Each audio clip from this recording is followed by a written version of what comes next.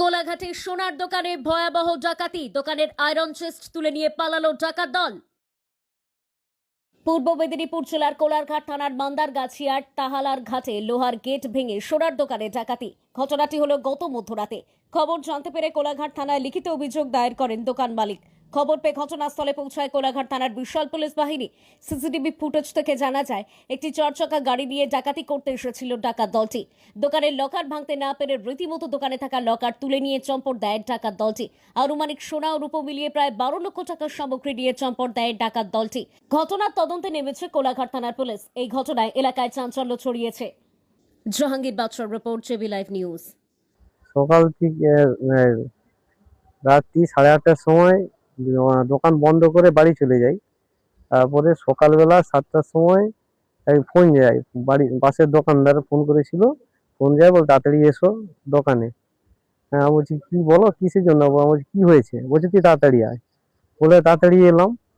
এসে দেখলাম এরকম কলপসের গেটটার এক সাইড দিয়ে টানা রয়েছে, আর কলপসের গেট শাটার উপর তোলা হয়েছে, ফাঁকা হয়ে আছে। ভেতরে তিজোরি ছিল, তাতে মাল ছিল। সেই দোকানের রূপোর জিনিস ছিল, সব রূপোর জিনিস আর তিজোরি সহ নিয়ে চলে গেছে। কত টাকার মতন? 10 থেকে 12 লাখ টাকা এরকম। কোন জায়গায় ঘটনাটা ঘটেছিল? ওটা হচ্ছে তাহালার ঘাট, মান্দারগাছা।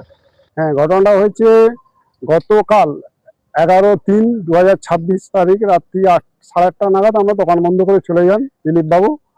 তারপরের দিন সকালবেলা, ভোরবেলা সকাল 7টা নাগাদ ওনার দোকানের পাশাপাশি বাসিন্দারা ওনাকে ডেকে বলে, দিলীপ তুমি তাড়াতাড়ি আসো। বলতে ও তড়িঘড়ি করে দোকানে এসে দেখেন যে ওনার দোকানের সামনে কলাপসেল গেট পুরো অর্ধ ভাঙা অবস্থায় ব্যান্ড হয়ে পড়ে আছে, এবং শাটারের পাত্তিগুলোকে সব যে কোনো যান্ত্রিক যন্ত্র দিয়ে ভেঙে দোকানের ভিতরে লকার অর্থাৎ আয়রন চেস্টের মধ্যে সমস্ত মালপত্র ছিল, আয়রন চেস্ট সহ ওনারা তুলে নিয়ে চলে গেছে।